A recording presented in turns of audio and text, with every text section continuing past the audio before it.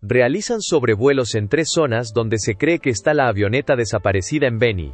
La búsqueda de una avioneta desaparecida en Baures, Beni, continúa. A bordo viajaban el piloto, 3 adultos y un niño. El viceministro de Defensa Civil, Juan Carlos Calvimontes, indicó que no se puede confirmar la localización de la aeronave.